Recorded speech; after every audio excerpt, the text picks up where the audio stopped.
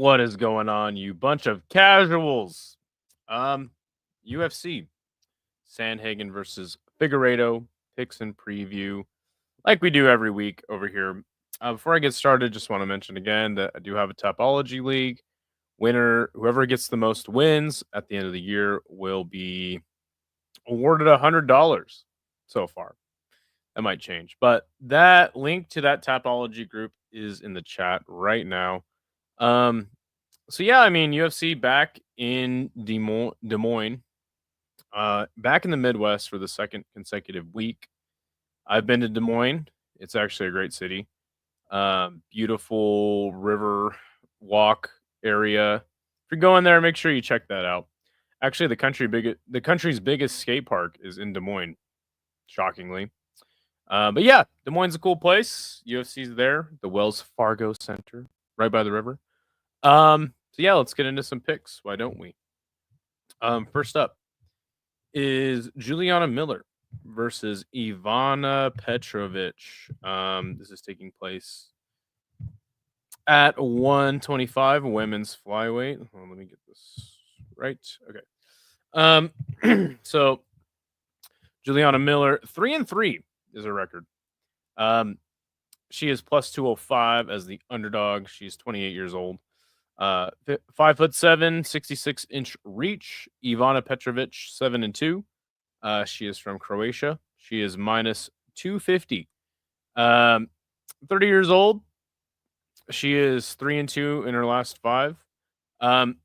We check out Ivana Petrovic's record. She fought in Aries. She was on a submission streak over there. Gets in the UFC. Loses a decision to Luana Carolina.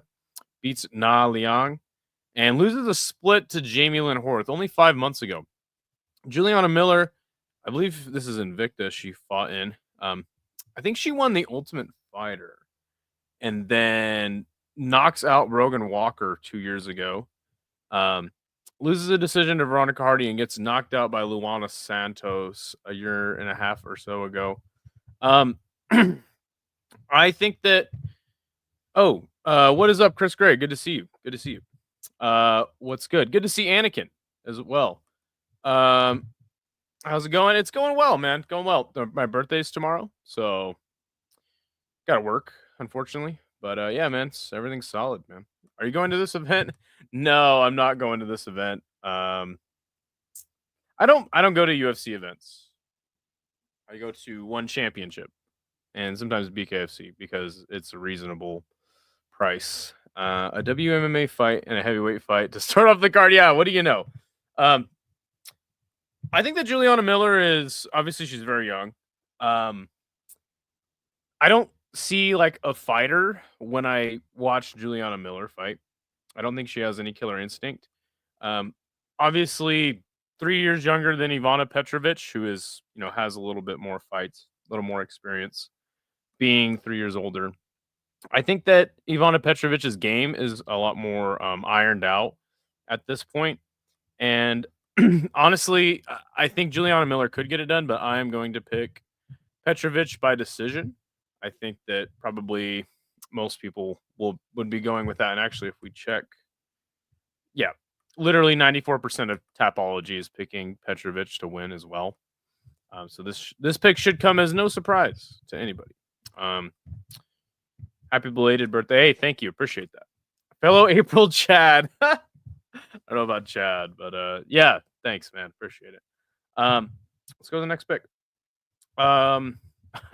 Speaking of the heavyweight fight to kick off the card, very low level heavyweights, but there is only 30 on the roster. So two of 30 heavyweights on the card. On the roster. Dontel Mays versus Thomas the Train Peterson. Dontel May. I mean, can we get his Tapology picture updated, please? Can somebody change that? Dontel May is 11-8. He is 2-3 in his last 5, plus 195 as the underdog. 33 years old, 6'6", 81-inch reach. Thomas Peterson 3-2 in his last 5, 9-3 overall, minus 240 as the favorite. 30 years old, 6'1", and a 74-inch reach. Let's see. How is Mays still in the UFC? Yeah. Oh, well, because he's one of 30 heavyweights on the roster. Both lost to Gaziv. Oh, okay. Let's check that out. So Dontel Mays, he's on a 2-fight losing streak. He got heel hooked by Walter Walker. And I think that was in the first round. That was only 2 months ago. Losing to Gaziv. Beats Kyle Machado, loses to Rodrigo Nascimento, and he knocked out Arlovsky, sadly enough. Been very active though. I mean, look at that. He knocked out Arlovsky like a year and 10 months ago, so almost 2 years ago. But since then, he's had 4 fights. Just his fourth fight in a year. Thomas Peterson lost to Gaziv by knockout 2 months ago. That is not a good look. Loses a decision or beats Muhammad Usman via decision. Loses to Jamal Pogues, and then he got into the UFC, getting a key lock submission on Contender Series. Very active guy as well. So if we look at Topology, 81% picking Thomas Peterson, and that would be the pick to go with because Dontel Mays is horrible. Thomas Peterson, not much better, but, I mean, slightly the younger guy. I really don't think this matters that much. I'm going Dontel Mays here. I'm going him by knockout. And just based solely off the fact that Thomas Peterson just got knocked out 2 months ago, man. I mean, what are we doing? So let's see. Good to see Northwest in the chat. I just got a new banging massage gun for my birthday 3 years ago. Okay, wait, that actually sounds pretty good, honestly. That might be a good idea to get one of those. I'll have to rewatch this and send you my blathers later. What? Dontel getting some cup shots in. Look, I mean, I would be picking Thomas Peterson probably by decision. I think the guy is pretty scrappy. And the only reason I say decision is because that's always the safe pick, right? But him getting knocked out 9 months ago does not give me any confidence. Or sorry, it was 2 months ago. What am I saying? Dontel Mays, if he's going to win a fight, he usually gets it done by knockout. Let me actually check. Yeah. Well, okay, he did go to decision with Kyle Machado, but if we watched Kyle Machado's last fight, I think it was against who is that? He had a really boring fight with the dude, and it was down a weight class, and the fight sucked. So I think Thomas Peterson is going to bring the fight to Dontel Mays, and I think that's what's going to get him knocked out. We'll see if he has a different approach because Dontel Mays is the kind of guy you can just take down, and then he just kind of lays there. And I believe that, yeah, thank you, Ribeiro. Yeah, yes. I think if Thomas Peterson just kind of lays on him for 3 rounds, he can definitely get the win. Outside of that, I think if he wants to get into, a real striking exchange with Dontel Mays, I'll pick Dontel Mays to get the better of him. So, like I said, give me Dontel Mays first round knockout. But both of these guys are terrible, and that is a testament to their card placement as heavyweights being just the second fight on the card. Let's get into the next pick. It'll be Gaston Bolaños versus Kwang Lee at bantamweight. Gaston Bolaños from Peru is 8-4. He actually beat Cortavius Ramios. I actually picked him to beat Cortavius in that fight. I was kind of shocked he got it done. Got knocked out by Marcus McGee, who was actually very good a year and a half ago. And then he was in Bellator before then. Minus 185 as the favorite. 32 years old, 5'7", 69-inch reach. Kwang Lee is from Vietnam. He's 8-2, 3-2 in his last 5. Plus 155 as the dog. 33 years old, 5'6", and a 70-inch reach. Kwang Lee got knocked out by Long Zhao 5 months ago, and then got decisioned by Chris Gutierrez. But before that, man, decent run in LFA, getting 2 knockouts that got him into the UFC. I think it might have been on short notice. But he went to a split decision just a year and a half ago. So, I mean, Gaston Bolaños is a good striker. Outside of that, I mean, to me, there's not much really reputable about his game. Kwang Lee is, oh my God, he's the same age as him. Jeez. Honestly, I don't really know where to go with this one. Kwang Lee just getting knocked out 5 months ago, I think, never a good look. I think a guy should always take 6 months off. And I probably sound like a broken record to say that every freaking podcast. Um, man, this is a coin flip for me. I know that the odds don't say that, and they favor Gaston Bolaños. 86% of Tapology picking Bolaños. I do think Quang Lee has a chance to win this fight. I think this should be more of a pick 'em. Um, I don't know if Quang Lee is really much more than a striker, though. So this should be a very good fight at bantamweight. I think you go Quang Lee by knockout if you're confident in him. If you're gonna pick Gaston Bolaños, like me, you go decision. Um, would you have a buttered Pop Tart for your? Oh hell no, dude! I hate Pop Tarts. Do you not like the UFC? Why wouldn't you go to an event with the hardest hitting 145er of all time, home state? Um, I do like the UFC, just the tickets are overpriced. I'm just not paying that much to go see a live event, plain and simple. Um, and honestly, like when I went to 168, I think, yeah, in Denver, I paid it was like $500 to sit cage side. I was in the second row back, and let me tell you, that was quite the experience. And if I wanted to get an experience like that, I'd be paying so much money, man. It's just it doesn't make sense. I'm flying to Sydney, Australia in June, for that kind of money. I mean, and it'd probably be twice as much to go to like any really hyped up fight card. So yeah, just not worth it. Not worth it for me. Um, anyway, we move on. Marina Rodriguez taking on Jillian Robertson at strawweight. This is a fight that is actually very good. I know that people like to dog on women's fighters and all that stuff, but these two are actually pretty exciting strawweights. Marina Rodriguez, 17-5-2, one win in her last five.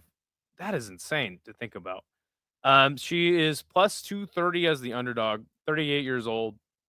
5'6", 65-inch reach. Jillian Robertson on a 3-fight win streak, 15-8 is her record overall.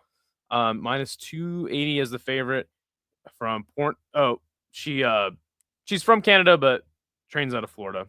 29, 5'5", 63-inch reach. I think she trains out of the Goat Shed, which I think is that guy who owns Karate Combat. I think that's his gym. So I would still say Marina Rodriguez is a good fighter. She got knocked out by Lemos 2 years ago. That just seems. That's when I was driving to Denver for the first time. Jeez, seems like so long ago. Berna Jandiroba lost to Andrade and Yasmin Lucindo. So, and these last two losses were by split decision. So she's still competitive at 38.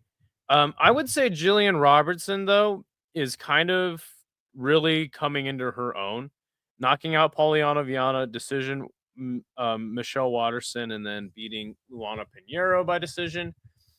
Jillian Robertson is now like growing up in the octagon, and I think she her game is fully developed now. Incredible submission skills. Ground and pound has come a long way. I just think that the striking of Jillian Robertson still leaves a lot to be desired. And Mariana Rodriguez is someone who you can always count on to have fantastic striking. It's a tough one. This is a tough one because I think there's a chance that Marina Rodriguez could win this fight, but at this point, man, 38 years old, one win in your last 5 fights. It's so hard to pick. And then, even the odds, like she is plus 230. I think that's a decent dog pick. I don't see Marina Rodriguez getting submitted. So if you don't see her getting submitted, I don't think she's gonna be as bad as Poliana Viana on the ground when she fought Jillian Robertson. Also, she is a little bit taller. So that might play into like her not getting finished on the ground. But I gotta pick Jillian Robertson here. I gotta go by decision. I think it'll be closer than people think, but man, as Anakin said, Mariana fell off bad. That's what I'm saying, man. Like she was. Well, really, what happened was she waited a long time for her title opportunity, and then had to fight Lemos.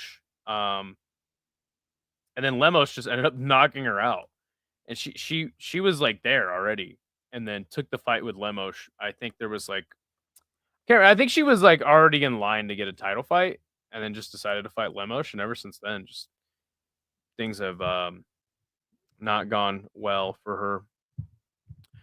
Chris Gray says that's fair. I lucked out with decent cheap tickets in UFC Edmonton a while back, like 150 each, and I enjoyed it massively. Dude, that's fucking awesome. And like, I'm not the guy sitting here being like, "Don't go to UFC. It's too much money." Like, if that's what you want to spend your money on, by all means, do it. I honestly like. I've been a little spoiled. Going to the first one event in the United States was a fantastic experience. Really cheap tickets, sitting cage side at one.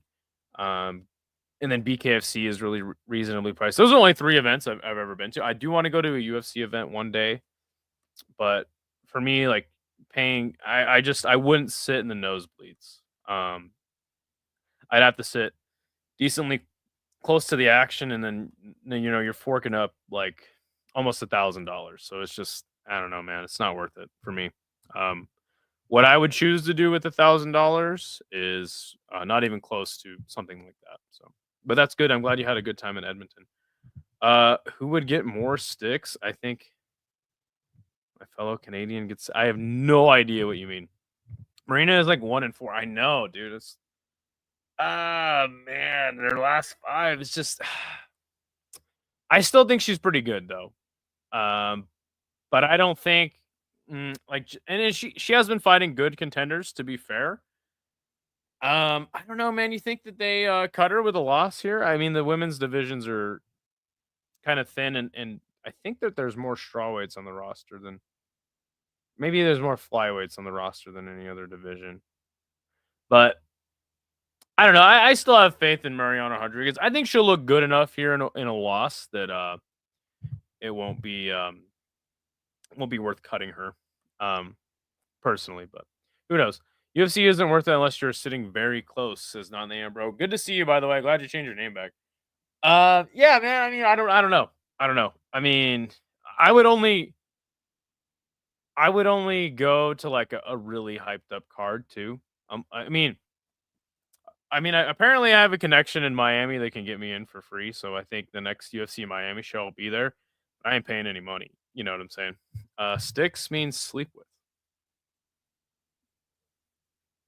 Okay. Interesting. Yeah, one more loss might be it for might be. Favorite flavors of cool. Remember the mystery flavor? Remember in the 2000s, like shit was mystery flavored and it was white. That's my favorite flavor of Kool-Aid. Mystery flavor. Remember mystery flavor? Bro, it's been forever since I drank some Kool-Aid, son. Man.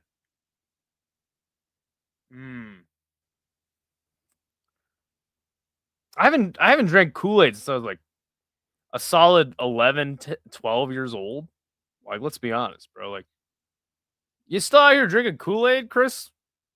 I seriously worry for you if you're out here drinking Kool-Aid still. All right, man. Next fight is gonna be Asmat Bekaev versus Ryan Loder at middleweight.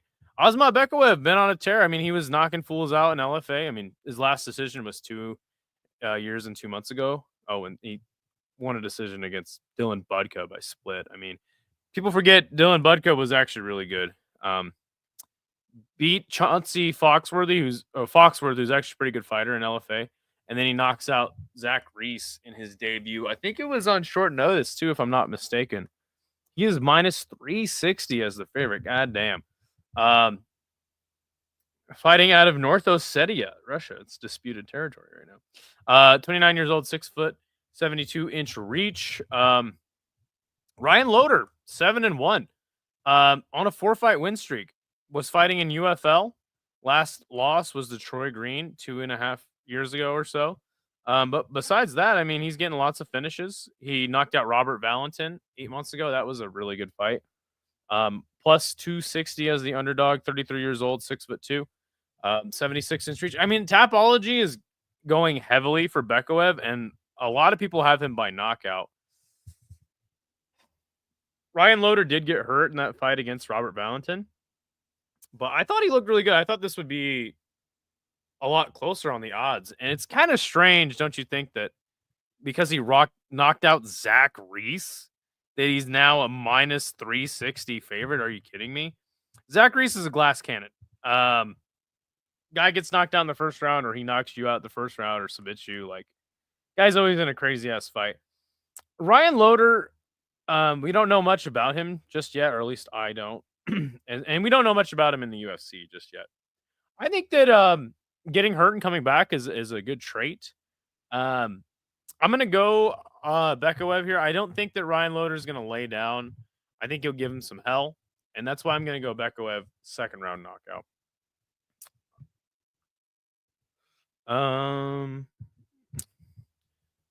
Yeah, I think that's what they're talking about. I mean, look, everyone has their days, right? It's Armenian reference in particular to Kayla Harrison, an Armenian fan, as Armin asked Armin how many sticks he would throw at Kayla Harrison. Wow.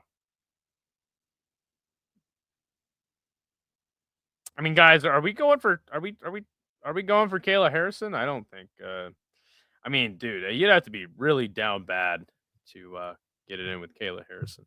Osmat Bekaev won on short notice, correct? Okay. I went to the UFC first time for Moreno versus Albazi and had some far up seats, but still saw everything from the big screen. See, that's what I'm saying. Is like, why would I go to an event in the nosebleeds to watch stuff on a big screen? Like, I got a 72-inch TV. I think I'm good. You know what I'm saying? Doesn't make sense to me. But hey, man, teach their own, man. If you could get the boys together and you know, go to an event, good on you. Good on you. Loader stand up is not all that, so I can see Bekaev catching him early. Okay. Was dope. The atmosphere was hype. If I watched it on TV, though, I probably would think it was another mid Canada event. Okay. I've sat in the nosebleeds too. No commentary throws the experience off. I think it'd be much better if you were close to the action. That's how I think. And again, I've been really lucky with the events that I have gone to. So yeah, I don't think I could ever sit in the nosebleeds. I'd have to spend some good money, and that's why I don't go to the UFC. Anyway, next fight for some reason is Yana Santos versus Miesha Tate. Why is this fight happening? At least it's two veterans of the fight game, right? And not Miesha Tate. Just I don't know. I just don't understand. This fight is terrible. But again, at least it's two vets, right? Yana Santos, 15-8. She is 2-3 in her last five. Plus, this is a pick'em, just about plus 110. 35 years old, 5'6", 65 or 68.5-inch reach. Miesha Tate, 20-9. 2-3 in her last five as well. Minus 130 as the favorite. 38, 5'6", and 66.5-inch reach. Miesha Tate, let's take a look here. Last beat Julia Avila by submission 1.5 years ago. Loses to Lauren Murphy, which that was supposed to be a gimme fight, and it didn't end up well for the UFC. Loses to Ketlin Vieira, and I mean, that was like a year layoff for her. And then she knocks out Marion Renault. But before that, I mean, look at that. Almost a 5-year layoff after, before losing a decision to Raquel Pennington. So Miesha Tate's career is interesting, to say the least, at this point. Yana Santos has a win over Ketlin Vieira 4 years ago. Gets knocked out by Aldana. Loses to Holly Holm. Loses a split to Carol Hossa, which is pretty impressive. And then she beats Chelsea Chandler 8 months ago. Man. Miesha Tate I think that her pure wrestling is what she could win this fight with. I don't think Misha Tate's striking is very good, and especially at this stage. Um, by the way, I'd give her about 8 sticks. Um, Yana Santos has been more active in her career. Um, Fighting better competition as well in the past 3, 4 years. Losing to them a lot, but no shame in that. I actually would consider Yana Santos still an active fighter. Misha Tate, I think I just question what she's even doing. Why is she even still fighting at this point? I mean, obviously a legend of the sport, but I kind of question what's going on here. I think if Misha Tate is like for real on, she can win this fight. But for my money, I'm going Yana Santos by decision here. I think she's just been more active, more well rounded. Um, Give me Yana Santos in this one. Funny part is Armin said a couple. The battle of the milfs. Who gets more sticks since you know what it means now? Yeah, definitely Misha Tate. Have you seen? They got some spicy pictures of Misha Tate on the internet. Go ahead and Google it. I'll give you a couple seconds to Google that.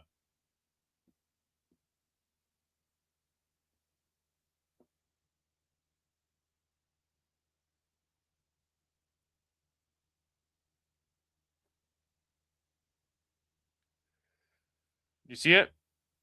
Not bad. Not bad, huh? You know, I'd throw her a bone. Oh, let's go to the next fight. All right, it's Jeremy Stevens versus Mason Jones. So this is taking place at lightweight. 29-21 is the record for freaking Jeremy Stevens. His last fight in the UFC, let's see, was 3 years ago, and he got Kimura by Mateusz Gamrot. Loses a decision to Clay Collard, beats a man named Miles Price by split decision, and then gets subbed by Natan Schultz. Obviously, Jeremy Stevens coming off of knocking out Eddie Alvarez, really making him quit on his stool in BKFC not that long ago, actually. He is plus 360 as the dog, 38 years old, 5'9", 71-inch reach for Jeremy Stevens. Mason Jones, 15-2 on a 4-fight win streak. He last fought in the UFC against Ludovic Klein, went to a decision. Then since got released from the promotion, but got a knockout in Cage Warriors 2, 3, and then just won a decision 8 months ago in Cage Warriors. Mason Jones is 30 years old from Wales. He's 5'10", 74-inch reach. Man, the UFC giving Jeremy Stevens a gift like this and letting him fight. I mean, let me see. I think he's from Davenport. It says San Diego, but I mean, he's the Iowa guy. They're giving him a gift by letting him fight on this card. I think that's cool. But in reality, like, I understand the matchup here. Like, hey, it's a guy we're gonna let back in the UFC who kind of looked good. Never really, never really did much in the UFC of note. But always in a scrap, always in a fun fight is Mason Jones, and then Jeremy Stevens getting the win over Eddie Alvarez. I actually picked him to lose that fight, stupidly, and so I guess it makes sense. But I mean, Mason Jones is gonna bring war to Jeremy Stevens. I'm actually gonna pick. I'm gonna pick Mason Jones by third round TKO, and if not, it's gonna be a war. I think Jones wins, if not all 3 rounds. He wins 2 like easily.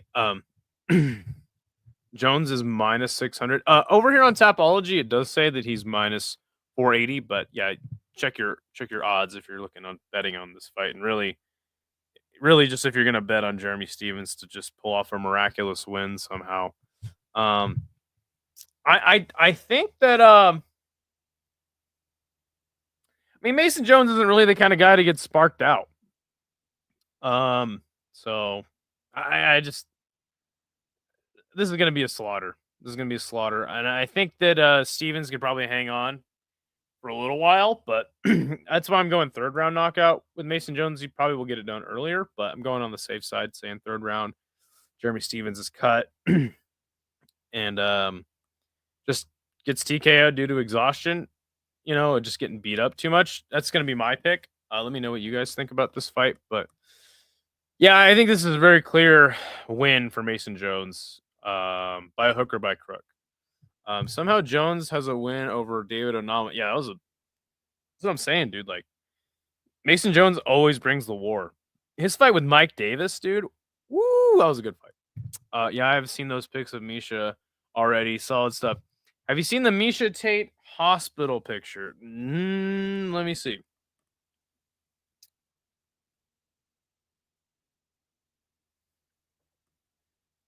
Mm.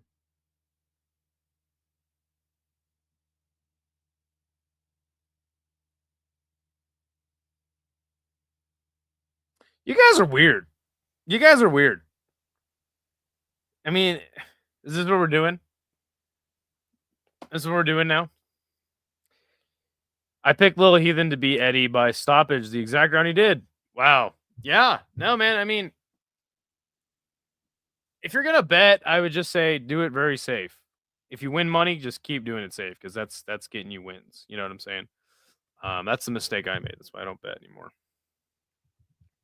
Next fight is Cameron Smotherman versus Surrey City. Smotherman is 12-4 plus 130 as the underdog, 27 years old. Surrey City is 11-2, 4-1 in his last five, minus 155 as the slight favorite. He's 28 years old from Canada, 5'11". To me, this is striker versus grappler. Surrey City being the striker. I think Cameron Smotherman is more of a grappler. But I mean, to be fair, he did kind of outstrike Jake Hadley in their fight, which is pretty impressive actually. Surrey City knocking out Ramon Tavares in Contender Series, loses a split to him when they ran it back. I think that was actually on that Canada card that Chris Gray went to. And I think it was pretty controversial at the time.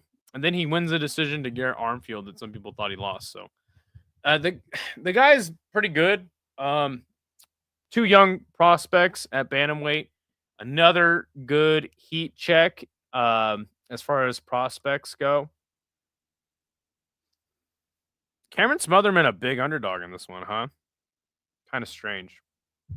I think that Cameron Smotherman's got the momentum. Momentum does. Oh, he's a big underdog on the odds, but Tapology is a little more hip to this one. I think Cameron Smotherman has some more skills. To be fair, he was fighting Jake Hadley, who was a lot smaller than him, going up a weight class. Surrey City is going to be bigger here. I'm going Smotherman. I have some confidence in him. I think that a win over Jake Hadley is means something, especially after him getting that sick twister in PFL not that long ago. Did you see the correct pick? I don't know why she would take that picture. Yeah, I looked it up. I saw plenty of them. Yeah, very strange. She's all right though. She's all right. Next pick, Montel Jackson versus Daniel Marcos. I love this fight at bantamweight. Montel Jackson, 14-2 on a tear, man. Look at this, and 3 out of his last 5 wins have been by knockout. Only 2 people he went to decision with are somehow JP Buys and Julio Arce.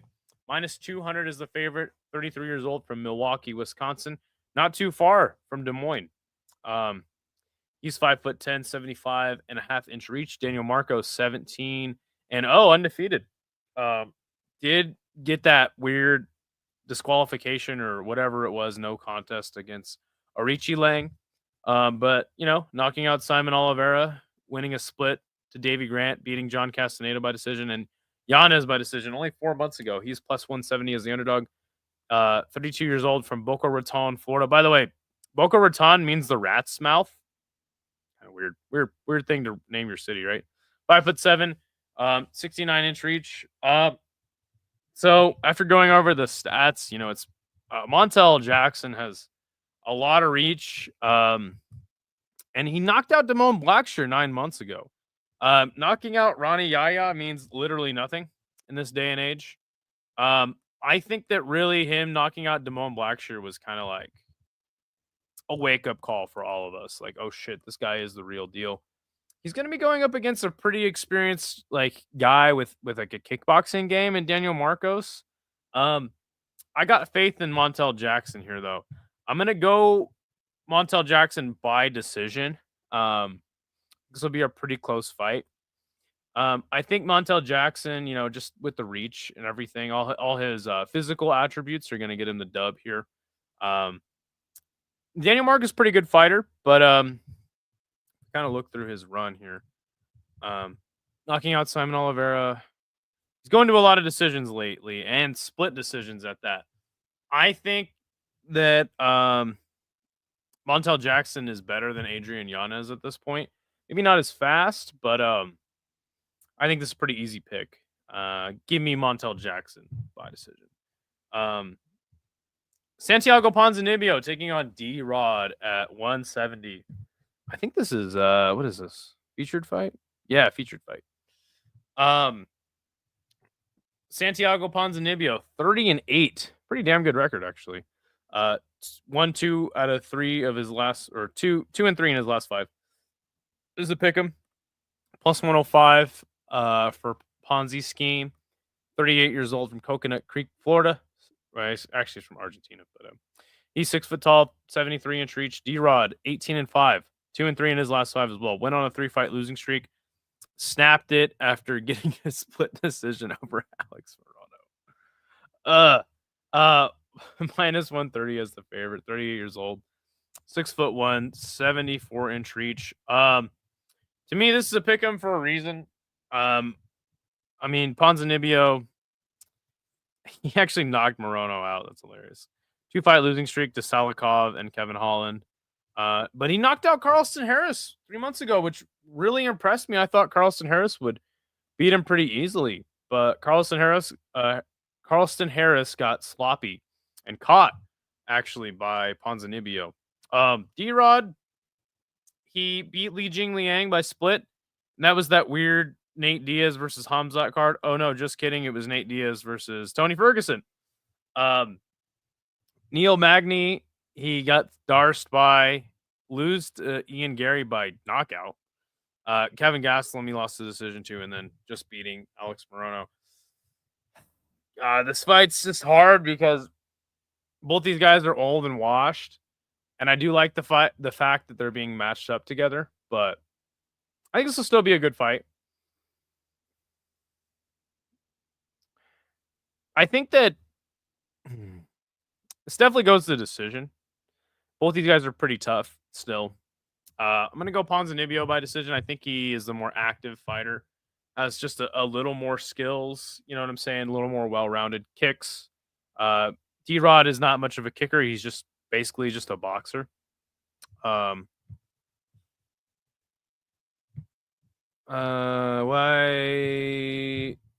is this place got a Mexican name? Is there a lot of cholos? No, Boca Raton. Boca Raton is in Florida. Santiago flipped and is the favorite now. Okay, he's minus 125. Got it. Yeah, and this is Tapology today, so I'm just going off of that. But having cherry Kool-Aid, blue raspberry is the goated one, though. Yeah, blue raz sounds good. People forget that Hank is a virgin. I don't think anyone forgot that. I think it's common knowledge at this point. Death taxes Hank being a virgin. You know what I'm saying? Anyway, move on to RDR versus Bo Nickel at middleweight. What a fantastic fight. RDR is 19-2. He is plus 225 as the dog. 34 years old from the Netherlands, 6'4", 78-inch reach. Bo Nickel 7-0. He is 29 years old, minus 280 as the favorite. 6'1", 76-inch reach. This is a sick fight, man. This is a sick fight. Now you got to think Bo Nickel is a lot faster than RDR in the striking. Like considerably. I think RDR is actually very slow. And he does have proficient kickboxing, but not great kickboxing. RDR more of the submission guy. Bo Nickel, obviously decorated wrestler. Um, I don't even know. Like honestly, I have no idea who to pick in this fight. Um, Obvious choice is Bo Nickel. If we look at Tapology, wow, Tapology is very split on this one. I do think, ooh man, what a sick fight. I love this fight for both men. You know, Rainier de Ritter, former one championship, double champ, losing both his belts to Anatoly Malakin in brutal fashion. Um, and then now he's in the UFC on a 3-fight win streak, I think. Right? No, this fight was in UAE Warriors, beating Mershart and Holland. I think Mershart is more comparable to Bo Nickel. I know that sounds insane, but you know what I'm saying. More of a grappler, decent striking. Man, I'm going to be rooting for RDR, but I'm going to pick against him. I'm going to pick Bo Nickel to get it done by decision. I like this fight, though, man. I like this fight. I'm split on this one, though, man. You know, it's like, how does RDR win this fight? Is he going to out grapple Bo Nickel? I mean, it's like hard to see Bo Nickel getting like controlled and out grappled by RDR of all people. I think you have to have a pretty high pace to keep up with somebody like Bo Nickel. Really, the only way he wins this fight is if he somehow stuffs takedowns and just kind of out kickboxes him for 3 rounds, right? So I think Bo Nickel has just a better chance to win this fight, just looking at the matchup. RDR likes to pull guard. Yeah, that would be terrible for him in this fight. RDR is pretty big. Bo Nickel fights RDR the same way he fought Paul Craig. I could see that. Yeah, I think you're onto something there. RDR will relentlessly take it to the floor to no avail. I mean, like I said, though, he's got decent kickboxing. I don't see him taking Bo down. I think that would be a terrible idea. Bo beats up RDR in the feet. See, I disagree. GN3 and Holland are not on the Bo's level. Yeah, I agree with that. RDR drops down for leg attacks. He may have to take his back or a possible triangle. Yeah, for real.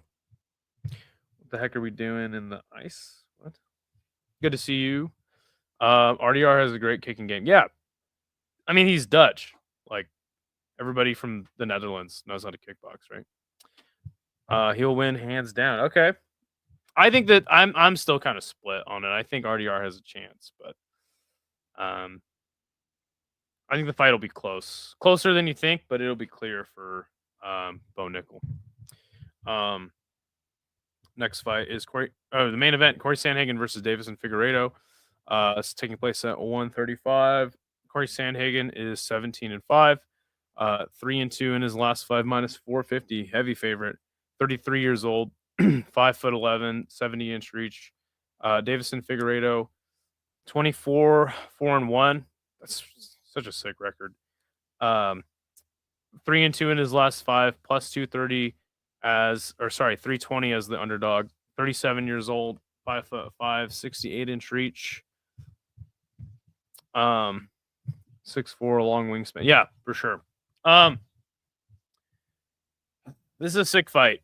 Corey Sandhagen at one point kind of looked like the next guy up at bantamweight, and then he ran into Umar 8 months ago and really didn't do much in that fight. His last loss before then was to Peter Yan. His 3-fight winning streak is pretty good. Rob Font, Marlon Vera, and Song Yadong. Davison Figeuiredo, obviously former flyweight champion.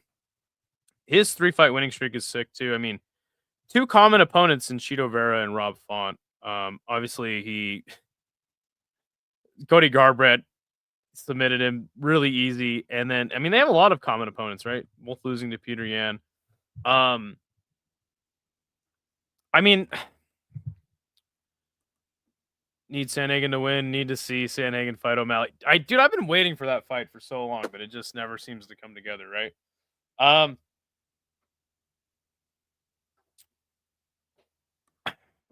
Davison Figueiredo is going to be faster than Corey Sandhagen, but I mean, to me, there's really nothing that besides like having knockout power for Davison Figueiredo. Other than that, there's really nothing that Davison Figueiredo does that I think Corey Sandhagen hasn't seen before and can't handle.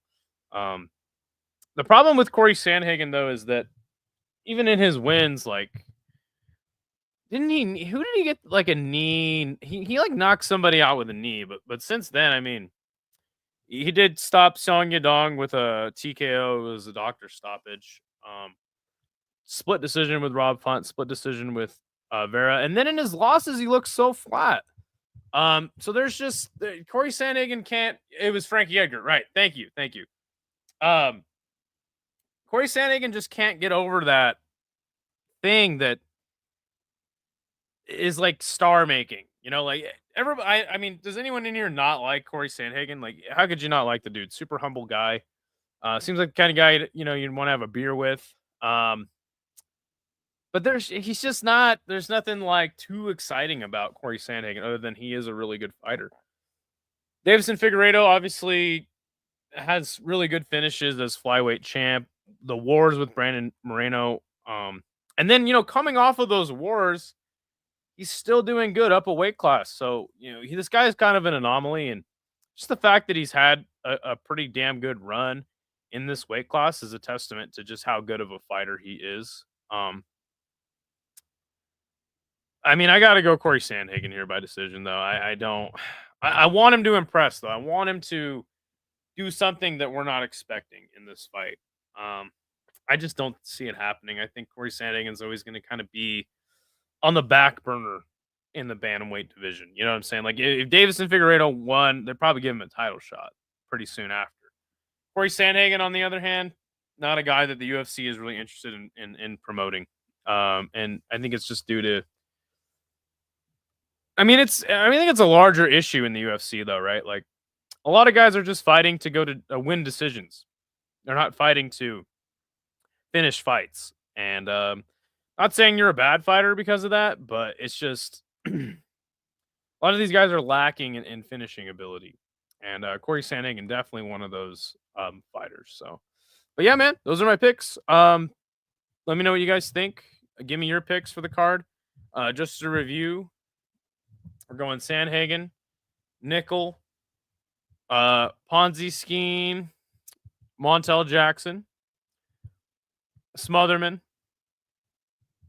Mason Jones, Yana Santos, Osmont Bekaev. We're going Jillian Robertson, Gaston Bolaños, and not very confident in that one. Dontel Mays, and Ivana Petrovic.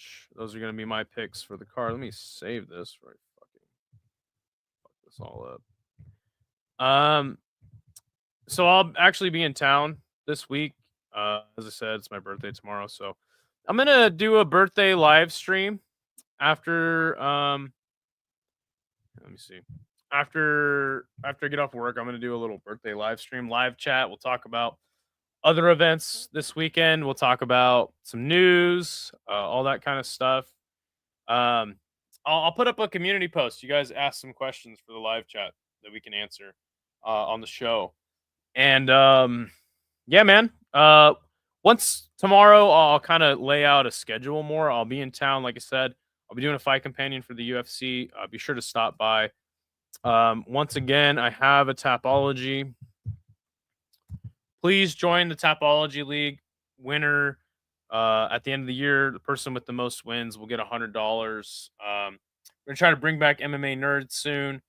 I want to do No Chill versus Big Red. And then here in 2 weeks, I'm going to DC, going to Washington, DC. So I probably won't be able to do any fight companions, but you can bet I'll do some sort of live chat on the road. So, and then in June, I'm off. I'm going to Sydney, Australia for 2 weeks. So, I'll try to give you guys live chats while I'm gone and out of town. Let me know some other ideas you guys might want for shows. But yeah, man, this week I'll be here. I'll be active. Join the Tapology group. Watch out for that community post. looking for some questions. But yeah, man. Matua says he's going Sandhagen, Bo, Pons, G, Peterson, Bolaños, Petrovic, and Jackson. Will you collab with DJ Aiden in Australia? No, I will not. But thanks for asking. All right, that's it for me. Check the community post for tomorrow's live chat, and I'll try to get it up after work. So yeah, stay tuned for that. I'm gonna watch the 4th Alien movie right now. So just finished all 3 of them, or the first 3. So trying to watch all the Alien movies. Anyway, I gotta get out of here. See you.